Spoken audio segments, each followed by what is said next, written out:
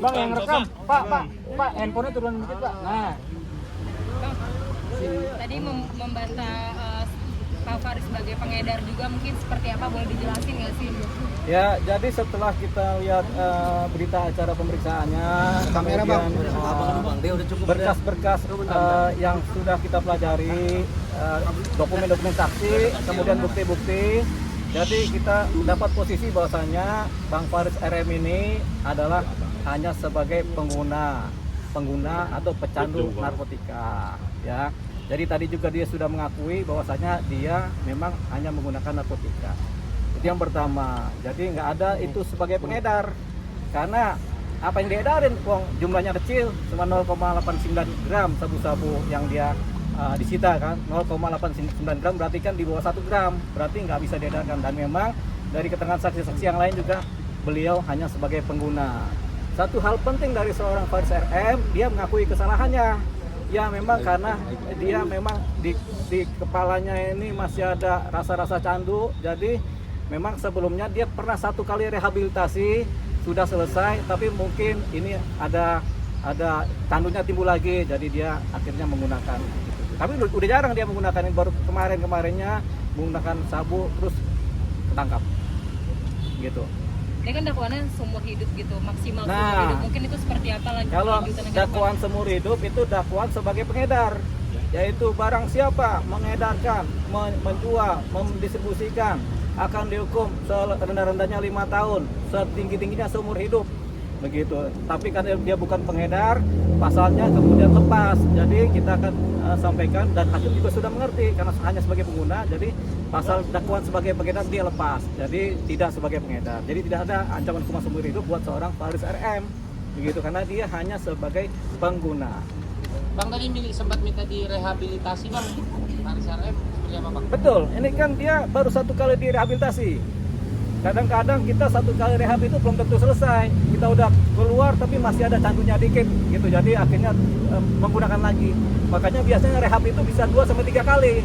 Makanya karena baru 1 kali rehab, kita akan mohonkan kepada majelis hakim yang menangani perkaranya beliau supaya kemudian diadakan rehabilitasi yang kedua.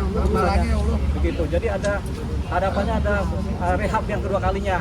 Gitu. Karena baru 1 kali Bang Faris ini melakukan rehab begitu.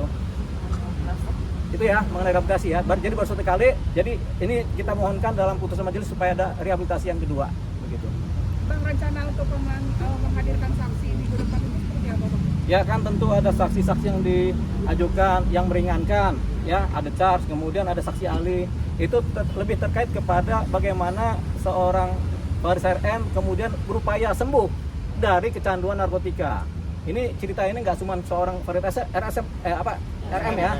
Masih banyak lagi pecandu-pecandu lagi yang udah direhab tapi masih aja ada candunya. Jadi ini harapannya saksi meringankan, yaitu yang mengetahui dia direhabnya bagaimana, kapannya, terus apakah sudah semua atau belum. Ini yang sedang diupayakan saksi aditasnya. Apakah mungkin dari keluarga juga, Bang? Tentunya dari keluarga ada nanti. Harapannya dari keluarga ada untuk memberikan keterangan mengenai proses rehabilitasi yang sudah dilakukan oleh seorang Faris RM. Bagaimana selesai rehabnya dan apakah masih ada candu-candunya begitu ya. Jadi kayak kita jatuh cinta, kita udah putus cinta, udah lepas, tapi kadang-kadang masih rasa-rasa kedepannya masih ada begitu. Mirip-mirip begitulah ya. Ya, tadi Faris udah mengakui dan ini meminta maaf ya, Bang. Iya. Depannya ada yang diubah nggak, Bang, untuk dapat rehabilitasi yang Bang? Jadi Faris RM tadi sudah mengakui kesalahannya dan sudah minta maaf kepada majelis, sudah minta maaf kepada masyarakat luas, juga minta maaf kepada pengacaranya, juga minta maaf pada keluarganya. Jadi beliau minta maaf karena memang dia sudah melakukan kesalahan. Jadi dia memang ada candu dikit yang masih terbawa di kepalanya sehingga beliau kemudian akhirnya menggunakan lagi. Begitu. Tapi ini kata dia untuk refleksi ya. Tapi kalau bagi kami itu memang masih candunya masih ada.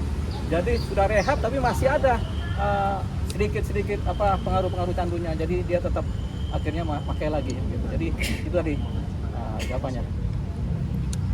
Ya. Agenda selanjutnya apa? Agenda selanjutnya minggu depan persidangan berikutnya adalah saksi Ade Charles. Ya.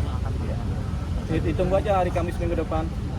Kita harap juga seorang Faris RM karena berkaryanya juga bagus, hakimnya juga memuji lagu-lagu ciptanya dia.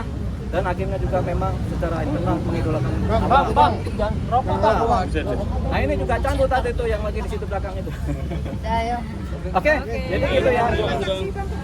Kemungkinan 2 saksi ada saksi. Dua ya Bang dari Dua saksi. Ya, mungkin dari keluarga, dari keluarga yang mengetahui dia sedang direhab. Gitu. anak-anak atau gimana Bang? Ya bisa, tapi kan anak nggak bisa disaksi ya. Tapi kita nggak tahu lah kalau ini. Tapi nanti kita minta bantuan majelis untuk kemudian bisa mengabulkan saksi dari keluarga siapa yang bisa tampil. Ya. Oke.